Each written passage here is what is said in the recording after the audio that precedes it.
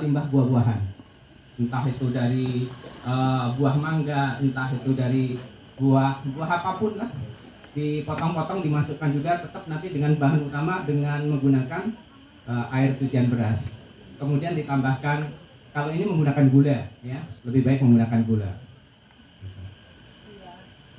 merah. Ya. Gimana? Untuk nisbahnya gimana, Mas? Nisbahnya kalau yang terakhir kita gunakan ini 6 ya, 6 ini apa? 6 bagian, 1:1:1 ya. Kemudian airnya itu 10 kalinya. Jadi kalau kita misalkan 6 kilo ya, berarti airnya nanti 60 liter gitu misalkan ya.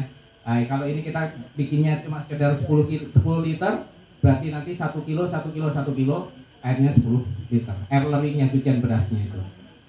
Tapi cucian beras di sini tidak harus murni cucian beras, bisa nanti ketika kurang ditambah air biasa boleh, air bersih. Boleh buah yang memusul pun tidak apa-apa, tapi belum parah banget gitu ya. Kalau yang ini nggak usah pakai kentang, ini yang kedua ini nggak usah pakai kentang, nggak apa-apa, bisa pakai gula. Boleh. Belum, kentangnya direbus Bu, tadi direbus. Yang baik. Gimana? Berapa kali siram?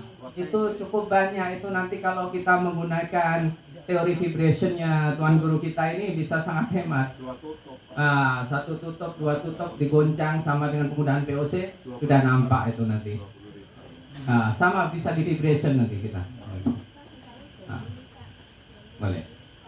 Paling bagus kalau yang awal tadi yang saya sampaikan itu untuk perlakuan media tanam. Disiramkan di media tanam, dia akan menggemburkan tanah. Iya, betul, nampak betul. Jadi beberapa kali sebelum ditanam, misalkan kita sudah punya media tanam dalam polybag, itu kita siram sebelum penanaman. Kita siapkan seminggu sebelumnya, bisa kita siram 2-3 kali. Setelah itu nanti baru kita tanami, nampak lebih bagus. Nggak langsung lebih bagus. Boleh. Ini ya, jadi bisa. Selain itu kita bisa pakai daun-daunan sama ya. Jadi nanti kita di situ sumbernya apa, kemudian mikro pada air cucian beras.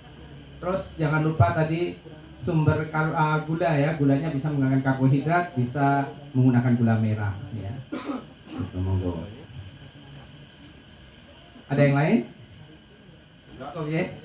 Kentang yang ditumbuk itu dilarutkan sekalian atau nanti dibungkus. Nanti kalau yang model itu kita bikin biarkan mikrobnya. Nanti aromanya juga ini ya, dia SAP ya. Ya, fermentasi. Jadi itu prosesnya sederhana, kita paling 2 minggu lah paling cepat, dan sudah jadi 2 minggu sudah nampak gitu. Cepat ya. Jadi sederhana, kita menggunakan bahan-bahan itu yang bisa kita dapatkan di sekitar kita dan kita tidak perlu beli dari luar. Yang mana? Yang pertama. Boleh, yang pertama ya, kita bikin gimana? Kedap udara, ya lebih baik. Kedap udara. Jadi yang pertama tadi air cucian beras. Kemudian diberikan daun-daunan boleh. Kemudian ditambah kentang ya, kentang yang direbus ditumbuk. Kemudian kemudian sumber mikrob jangan lupa. Sumber mikrob itu kita bisa gunakan humus atau tadi di bawah seresah yang kita kumpulkan, permukaan atas tanah di bawah daun-daunan itu campurkan. Ambil tanah di bawah pokok bambu. Itu paling bagus tuh bambu. Ataupun daun-daun yang repot di bawah pokok bambu itu yang sebaiknya bagus. Di sana ada trichoderma, ada mycorrhiza, semua ada banyak di sana. Yang baik di bawah akar pohon. Dan itu nanti juga kalau dari pohon bambu ini dia bisa meningkatkan ketahanan tanaman dari serangan penyakit, khususnya dari penyakit akar-akaran, ya. Karena di sana ada satu jenis jamur yang dia bersimbiosis dengan akar tanaman. Dia juga nanti mampu menguatkan tanaman di saat musim kering. Karena ketika dia bersimbiosis, ada bagian dari cendawan ini silumnya itu bisa menembus jaringan media tanam yang mungkin keras, mungkin dia bisa kemana-mana, dan itu menjadi perpanjangan tangan untuk menyerap nutrisi.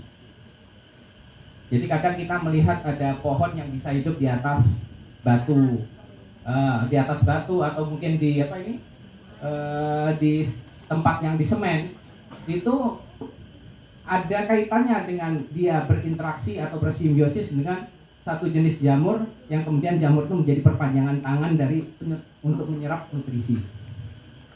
Nah, kadang kita kan hanya melihat, oh kok bisa ya dia hidup seperti itu, dari mana dia dapat makan? Oh ternyata dia ada hubungan dengan jenis jamur yang memang dia bisa bersimbiosis. Banyak itu sebetulnya, ya.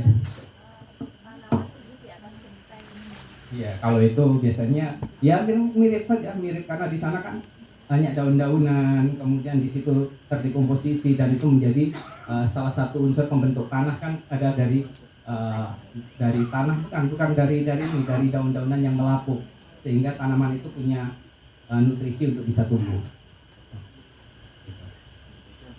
Tadi di belakang, mohon maaf, sudah ya? Mungkin itu kan itu. Baik, itu yang saya sampaikan. Mungkin nanti bisa berkomunikasi lebih lanjut, bisa chat dan sebagainya. Assalamualaikum warahmatullahi wabarakatuh. Lihat saja pokok bambu itu bisa hidup di musim kering. Kenapa?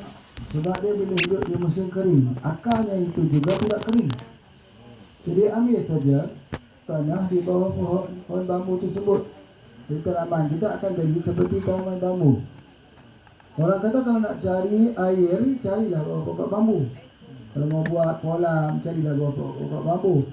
Ya, sebenarnya apa dia? Sebenarnya kawasan itu kawasan yang subur. Ya, kawasan yang subur. Baik. Pak nak terangkan, ini ada satu berita gembira pada orang yang penyakit kencing manis. Satu berita gembira karena penyakit kencing manis ini dia sendi dia tak kuat.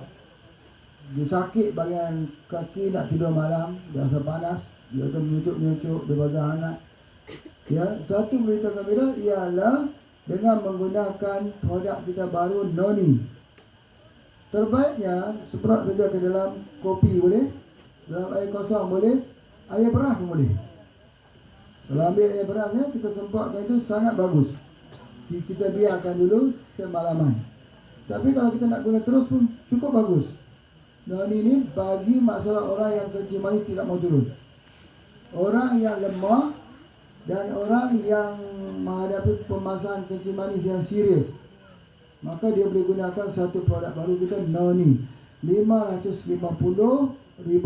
Tapi hari ini untuk mempromosi, nak bagi tengok, kalau bapa ibu nak coba, bagi harga 100,000. Ada yang nak tak? Sini ada untuk kencing manis. Kencing manis kalau siapa orang sudah guna yang ini, dia sudah guna yang lain. Tunjuk tangan, bagi mau apa? Ibu mau apa, Bu? 100. Cepat. Ambil berapa? Satu, mari. 100. Pastikan kencing manis.